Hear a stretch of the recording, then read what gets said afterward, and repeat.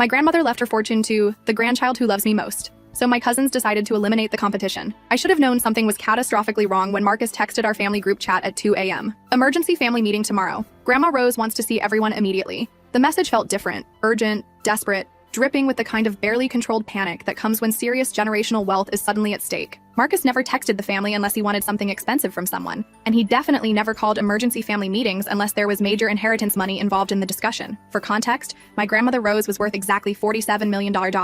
Real estate empire spanning 3 different states with prime commercial properties, stock portfolio that made seasoned financial advisors weep with pure envy, jewelry collection that could legitimately fund a small developing country's entire national budget, and diversified business investments that generated more passive income, while she slept peacefully than most hardworking people earned during entire calendar years of labor. She'd single-handedly raised 6 traumatized grandchildren after our parents died in various tragic accidents. Multiple car crashes, aggressive cancers, drug overdoses that the family always pretended were accidental to preserve our social standing. The usual cursed family luck that seemed to follow our bloodline like a malevolent supernatural spirit, systematically picking us off one by one until only Rose remained standing strong and defiant. We'd always made uncomfortable dark jokes about inheritance during increasingly awkward family dinners, creating morbid gallows humor about who'd receive what specific valuable assets, when Rose finally kicked the bucket and joined our long-dead parents in whatever afterlife awaited us. But Rose had this absolutely terrifying way of looking directly into your soul that made your spine tingle violently, and your carefully constructed lies shrivel up and die painfully in your throat before you could speak them aloud.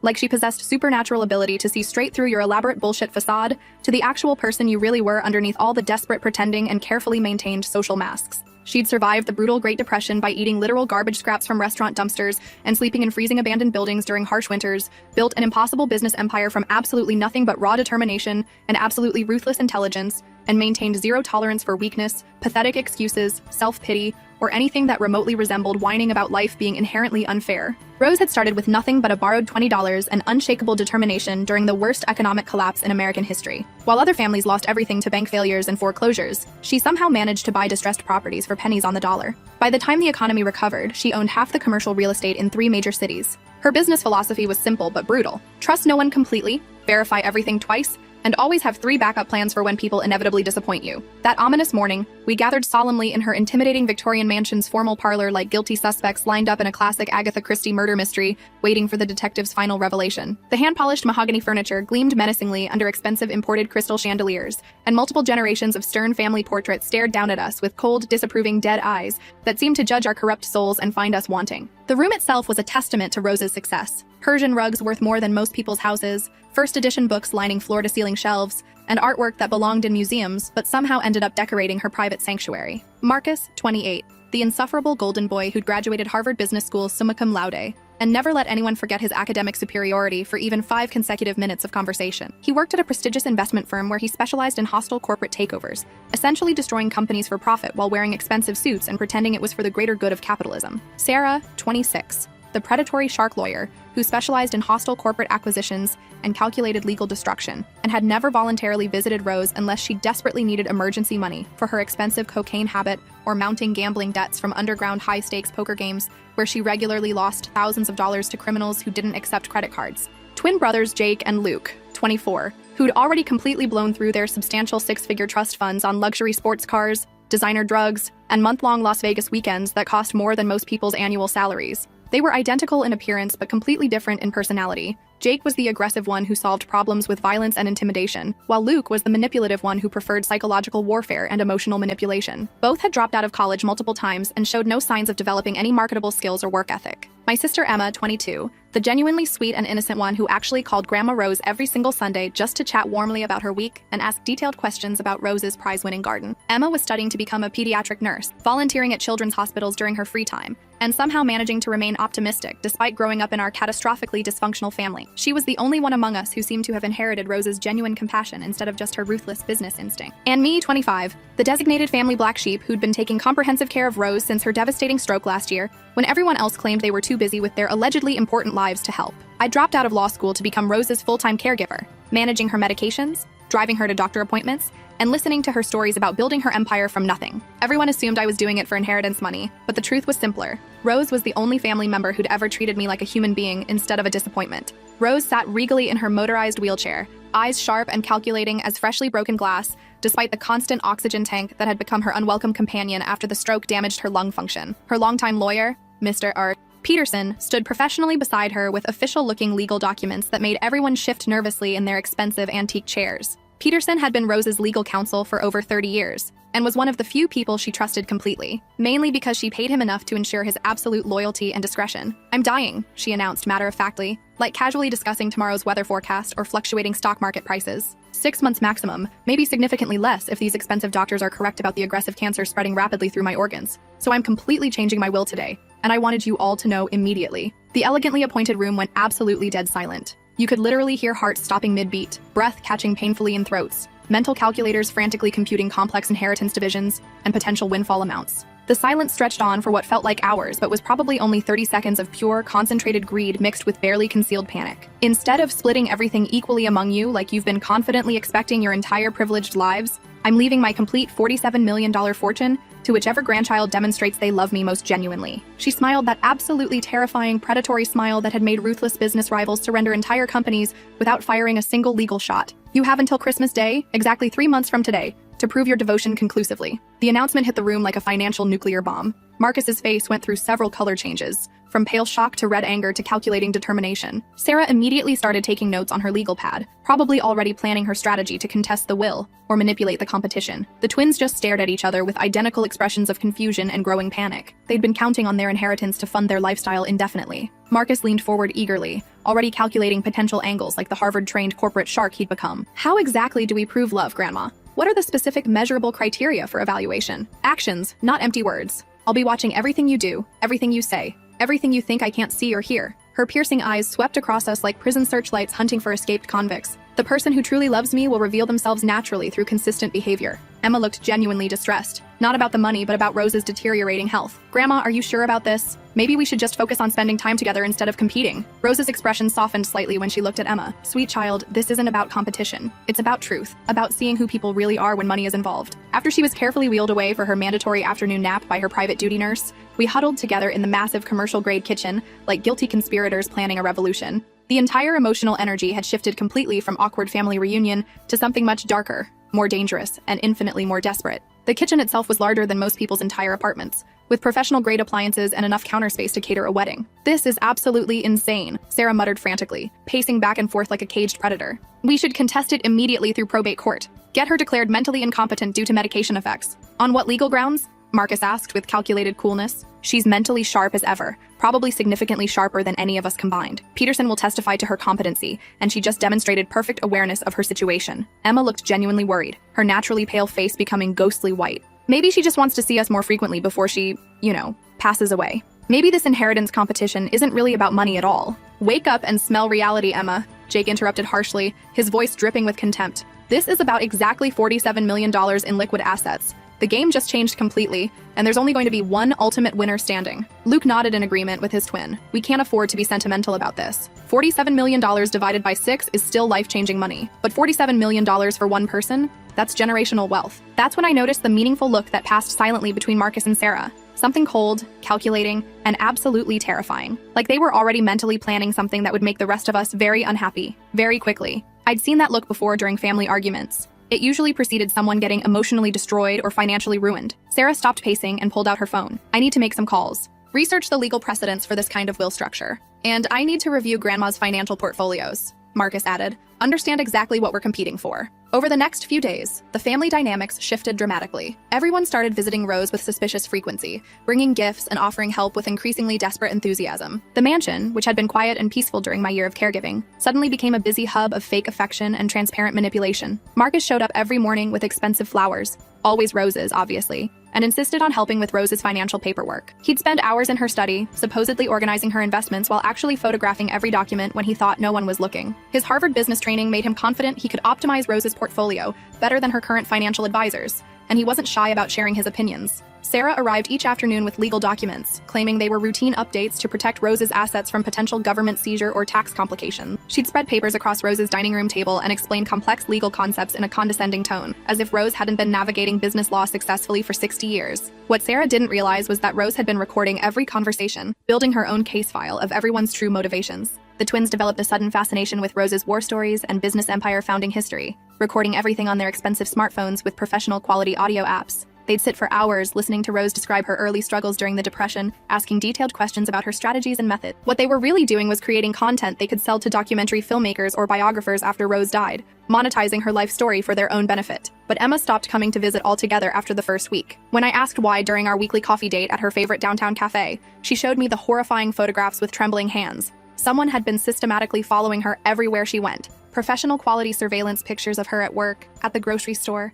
getting out of her car, walking her rescued dog around the neighborhood park, all with precise timestamps, all recent, all clearly meant to terrify her into staying completely away from Rose and the inheritance competition. "I'm genuinely scared," she admitted, hands shaking violently as she showed me image after disturbing image. "I think they're absolutely serious about physically hurting me if I don't back off permanently." The photos were professionally taken with expensive equipment, showing Emma from multiple angles and distances. Whoever had taken them had been following her for weeks, learning her routine and documenting her vulnerabilities. There were pictures of her apartment building, her workplace, even the inside of her favorite coffee shop. Someone had been studying her like a target. 2 weeks later, Emma called me at 3 a.m., sobbing hysterically into the phone. "Someone broke into my apartment tonight," she whispered, her voice shaking uncontrollably with pure terror. "They didn't take anything valuable like electronics or jewelry, but they left something behind that's much worse." "What kind of something?" I asked urgently, already grabbing my car keys and jacket. "A note. A professionally typed note that says, 'Stop visiting Grandma Rose immediately, or things will get much worse for you.'" My stomach dropped like I'd swallowed molten lead. I drove straight to her apartment complex through empty streets and found her waiting terrified in the brightly lit lobby,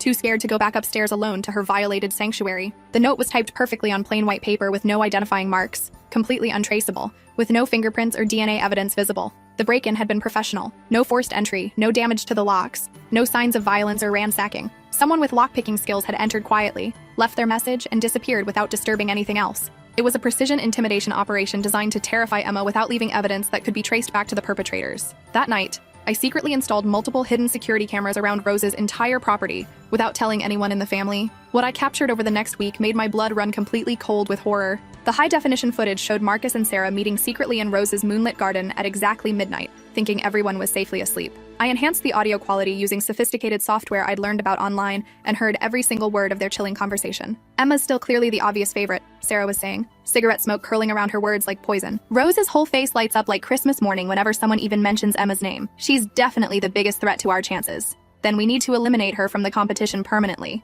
Marcus replied, with the emotional warmth of a corporate restructuring announcement. "Remove her from the equation entirely." "What exactly are you suggesting here?" Sarah asked, though her tone suggested she already knew. "An accident. Something believable that won't point back to us legally. You're an experienced lawyer. You know exactly how to make problems disappear completely without leaving any evidence trail." My hands were literally shaking violently as I watched my own blood cousins coldly planning to hurt innocent Emma. But their evil conversation got exponentially worse from there. "What about the designated black sheep?" Sarah asked, meaning me specifically. "He's been taking care of her daily, doing all the medical grunt work and earning sympathy points. Rose still sees him as the family disappointment who never amounted to anything meaningful. We just need to make sure he stays that way in her mind permanently." Marcus pulled out a folder filled with documents. "I've been researching his background. Law school dropout, no steady employment history, history of depression and anxiety. We can paint him as unstable and manipulative." Sarah nodded approvingly. "And I've been documenting every conversation I've had with Rose about him. She's mentioned feeling sorry for him, feeling obligated to help him. We can use that to show he's taking advantage of her sympathy." They spent another hour planning their psychological warfare campaign against Emma and me, discussing specific lies they would tell Rose, evidence they would manufacture, and ways to make us look like greedy manipulators while positioning themselves as Rose's protectors. That's when I finally understood the complete bigger picture. Emma's apartment break-in, the professionally typed threatening note, the systematic surveillance photographs. They were strategically removing anyone who threatened their inheritance chances, using psychological fear and physical intimidation as calculated weapons. The next morning, I called Emma immediately and told her everything I'd discovered. "We have to go to the police immediately," she said, her voice stronger than I'd heard in weeks. "With what concrete evidence? A recorded conversation about inheritance money? They haven't actually committed any prosecutable crimes yet being the absolutely terrifying keyword here. I made a potentially life-changing decision. Pack a bag right now. You're staying with me until this nightmare is completely over, and we're going to beat them at their own evil game." For the next month, I documented everything obsessively like a private investigator building a case. Marcus bringing expensive gifts while secretly photographing Rose's private financial documents and personal papers when she wasn't looking. Sarah having Rose sign complex legal papers that weren't really routine updates. They were systematically giving Sarah comprehensive power of attorney in case Rose became medically incapacitated. The twins weren't just sharing war stories. They were recording them with professional equipment, probably planning to sell exclusive rights to documentary filmmakers or celebrity biographers later. I also discovered they'd been conducting their own investigations into Emma's and my personal lives, looking for ammunition they could use against us. Marcus had hired a private investigator to dig up embarrassing information about my law school failure and subsequent mental health struggles. Sarah had been interviewing Emma's former employers and college friends, looking for anyone who might say something negative about her character. Meanwhile, I kept doing exactly what I'd always done naturally, helping Rose with her complex daily medication schedule, which involved 12 different prescriptions taken at specific times throughout the day. Reading classic novels to her when her eyes were too tired for books. Her favorites were Victorian literature and mystery novels, especially anything by Agatha Christie. Listening patiently to her stories about building her business empire from absolutely nothing. Stories I'd heard dozens of times but never grew tired of hearing. Rose had an incredible memory for details, even at her age. She could recall specific conversations from 50 years ago, remember the exact prices she'd paid for properties during the Depression, and describe complex business negotiations with perfect accuracy. Her mind was still sharp despite her physical deterioration. "You know what I've learned in 86 years of life?" she asked one evening as I carefully adjusted her pillows and checked her oxygen levels. "What's that, Grandma?" "People show you exactly who they really are when serious money's involved. The ones who genuinely love you keep loving you exactly the same way. The ones who don't, well, they reveal their true evil nature." She was testing us systematically. She'd always been testing us, even before the dramatic inheritance announcement. Every conversation, every interaction, every request for help had been a small test of our character and motivations. That night, I heard careful footsteps in the hallway outside Rose's bedroom. I grabbed the aluminum baseball bat I'd started keeping by my bed and crept toward her room. The door was slightly open, and I could see a shadowy figure standing directly over her sleeping form. Marcus. He was holding a large pillow in both hands, positioned directly above her peaceful face. "What the hell are you doing?" I whispered harshly, stepping into the doorway with the bat raised threateningly. He spun around quickly, pillow still clutched in his guilty hands. She was having trouble breathing normally. I was just trying to help her get more comfortable. But Rose was sleeping peacefully, breathing normally and steadily. The medical oxygen tank was working perfectly fine, providing steady flow at the prescribed rate. "Get out right now," I said, gripping the bat tighter with white knuckles. "You're being completely paranoid," he said defensively, but he backed toward the door quickly. "This whole stressful situation is making everyone crazy and suspicious of normal behavior." After he left, I installed a hidden camera directly in Rose's bedroom. What I captured over the next week made me physically sick to my stomach. Marcus had been coming into her room every single night, not to hurt Rose physically, but to whisper poisonous lies directly in her ear while she slept. Systematic psychological warfare disguised as concerned grandson behavior. "He's only here for your money, Grandma. He told Emma he can't wait for you to die so he can inherit everything and move to California. He's been stealing cash from your purse when you're not looking. He laughs about your war stories behind your back, calls them boring old lady rambling that puts him to sleep, night after night, systematically poisoning her dreams and subconscious mind against me. The psychological manipulation was sophisticated and cruel, designed to undermine my relationship with Rose while she was most vulnerable. Sarah's approach was even more medically sinister. She'd been systematically switching Rose's essential heart medications with completely harmless placebos, making her condition deteriorate much faster than natural. The pills I thought were helping stabilize her serious heart condition were just sugar tablets disguised as life-saving medicine. But what I discovered next made everything else pale in comparison. While going through Sarah's briefcase that she'd left in Rose's study, I found detailed architectural plans of the mansion, specifically highlighting structural weak points in the staircase and balcony railings. There were also printed emails between Sarah and a contractor discussing accident-prone modifications to the handrails in Rose's bathroom and bedroom. They weren't just planning to eliminate the competition, they were planning to stage Rose's death to look accidental, probably after she'd signed over power of attorney to Sarah. The emails revealed their complete plan. Sarah would gain control of Rose's assets through the power of attorney documents, then arrange for strategic accidents around the house. The inheritance competition was just a distraction, while they positioned themselves to take everything. I also discovered they'd been slowly poisoning Rose's mind against Emma and me through more than just Marcus's midnight whispers. Sarah had been forging emails and text messages, making it appear that Emma and I were constantly talking about Rose's money behind her back. She'd created an entire fake paper trail of conversations that never happened, planning to present them as evidence if Rose ever questioned their motives. The depth of their planning was absolutely staggering. They had backup plans for their backup plans. If the accident approach didn't work, they'd prepared evidence to have Rose declared mentally incompetent. If that failed, they'd arranged for Emma and me to be framed for elder abuse. They'd even researched private investigators who could be bribed to provide false testimony. But their biggest mistake was underestimating Rose herself, and underestimating how far I'd go to protect the people I loved. I spent the next 2 weeks gathering additional evidence. I broke into Marcus's apartment while he was at work and found detailed floor plans of Rose's house with marked escape routes and timing charts. He'd been planning this for months, studying Rose's daily routine down to the minute. In Sarah's home office, I discovered a disturbing collection of research about inheritance law, elder abuse cases, and successful insurance fraud schemes. She'd studied dozens of cases where family members had successfully manipulated elderly relatives. There were printed articles about families who'd staged accidents and gotten away with it. Most horrifying was a detailed psychological profile she'd written about Rose, analyzing her weaknesses and triggers. Sarah had been studying our grandmother like a predator studying prey, looking for the most effective ways to manipulate and control her. I also found evidence that they'd been drugging the twins to keep them compliant. Jake and Luke's recent erratic behavior wasn't just stress about the inheritance. Marcus and Sarah had been slipping them sedatives to keep them docile and uninvolved. The twins had no idea they were being used as pawns in a larger game. The investigation led me to discover they'd already attempted to kill Rose once before. 3 months ago, when Rose had her fall down the stairs that everyone attributed to her weakening condition, it hadn't been an accident.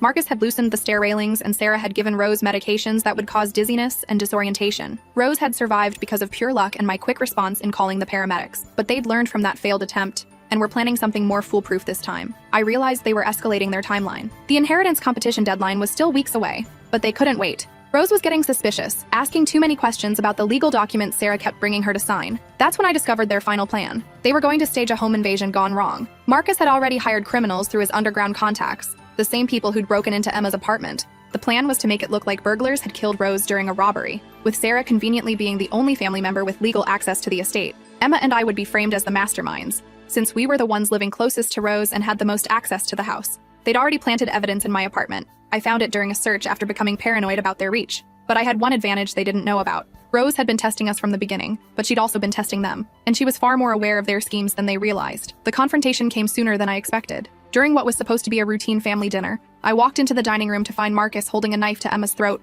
while Sarah stood over Rose with a syringe. "You've been a problem," Sarah said calmly, as if discussing business. "Too curious, too protective. It's time to accelerate our timeline." Emma's eyes were wide with terror, and Rose looked genuinely frightened for the first time since I'd known her. "Let them go," I said, stepping into the room with my hands raised. "This is between us." "No, it's about $47 million, Marcus replied, pressing the knife closer to Emma's neck. "And you've been standing in our way." That's when I activated the live stream I'd set up on my phone. Every word, every action was being broadcast directly to the police station, where Detective Morrison was watching in real time. "You're making a mistake," I said, trying to buy time. "Rose isn't as helpless as you think." Sarah laughed bitterly. "The old woman can barely walk. What's she going to do?" That's when Rose spoke from her wheelchair, her voice stronger than it had been in months. "I can do this." She pressed a hidden button on her wheelchair, and every door in the house locked automatically. Steel shutters dropped over the windows. The mansion's security system activated, trapping everyone inside. "What the hell?" Marcus screamed, loosening his grip on Emma just enough for her to break free. "I've been preparing for this for months," Rose said calmly. "Ever since I realized what you were planning. The inheritance competition was just bait to make you reveal your true intentions." Police sirens were already approaching the house. Sarah lunged at Rose with the syringe, but I tackled her before she could reach her target. The needle went flying across the room, shattering against the marble floor. Marcus tried to run, but the locked doors trapped him. He turned on me with the knife, wild with desperation. "You ruined everything!" We fought viciously, crashing into furniture and breaking priceless antiques. He was younger and stronger, but I was fighting for my family's lives. Emma grabbed a heavy candlestick and struck him from behind, just as he was about to stab me. He collapsed unconscious as the police finally breached the security system and stormed into the house. Sarah was still fighting like a cornered animal, screaming about her rights and threatening lawsuits even as they put her in handcuffs. "You can't prove anything. This is all a setup." But we had everything on video. The live stream had captured their confessions, their threats, their attempted murder. There was no denying what they'd done. As the paramedics checked on Rose and Emma, Detective Morrison pulled me aside. "We've been investigating them for weeks based on your tips," he said. "But this live confession was exactly what we needed. They're looking at life sentences." The twins, who'd been found drugged and unconscious in the garden shed, were taken to the hospital. They'd been completely unaware of the violence, sedated to keep them out of the way during the final confrontation. Rose, despite everything she'd been through, insisted on making her final will changes that very night. With Mr. Peterson and the police as witnesses, she signed the documents that would secure Emma's and my future. "I want this finished tonight," she said firmly. "I won't give them any chance to challenge this from prison." The next few months were a blur of trials, media attention, and legal proceedings. Marcus and Sarah both received life sentences without the possibility of parole. The evidence against them was overwhelming. The recordings, the forged documents, the attempted murders, everything. The twins, once they recovered from the drugs, were horrified to learn what had almost happened. They'd been unknowing pawns in a game that could have killed their entire family. Jake immediately entered rehab, and Luke started therapy to deal with the trauma of discovering how close they'd come to being accessories to murder. 6 months after the trial ended, Rose passed peacefully in her sleep. Emma and I were by her side, holding her hands as she slipped away naturally, surrounded by love instead of the violence Marcus and Sarah had planned. Her final words were simple: "You showed up when it mattered most." The reading of the will was a formality at this point. Emma received $30 million and immediately enrolled in medical school to specialize in geriatric care. The twins each received $2 million, enough to rebuild their lives if they made better choices. I inherited the remaining $15 million, along with the mansion and all of Rose's business holdings. But more importantly, I inherited the knowledge that I'd protected the people who mattered most when they needed it. Emma and I used a large portion of our inheritance to start the Rose Foundation, dedicated to protecting elderly people from financial abuse and family manipulation. We also funded a legal clinic that helps families navigate inheritance disputes without resorting to violence. The foundation has helped hundreds of elderly people protect themselves from predatory family members and financial scammers. We've trained social workers to recognize signs of elder abuse, funded legal aid for seniors who can't afford attorneys, and created safe housing for elderly people who need to escape dangerous family situations. Marcus died in prison 3 years later, killed by another inmate who didn't appreciate people who hurt elderly relatives. Sarah is still serving her sentence, working in the prison laundry and writing letters to legal aid organizations claiming her innocence. The twins have both rebuilt their lives successfully. Jake is 5 years sober and works as a counselor for addiction recovery. Luke finished college and became a social worker, specializing in family crisis intervention. They visit Emma and me occasionally, grateful that we saved them from becoming accessories to murder. Sometimes I drive past the old Victorian mansion, now converted into a senior living facility through our foundation. Elderly residents sit on the wraparound porch, playing cards and sharing stories, protected by security systems and careful staff screening that prevent the kind of abuse Rose almost suffered. Emma visits the facility weekly as part of her medical practice, treating residents who remind her of our grandmother. She's married now, to a fellow doctor who treats her like the treasure she is. They're expecting their first child next spring, a little girl they plan to name Rose. And me? I learned that inheritance isn't just about money. It's about values, character, and the choices you make when faced with impossible situations. Rose left me more than just millions. She left me the knowledge that when it mattered most, when evil was wearing the mask of family and love was being weaponized for greed, I chose to protect instead of profit. The real inheritance wasn't the money. It was the lesson that some things are worth fighting for, even when the odds seem impossible. I had shown up when it mattered most, and that made all the difference in the world.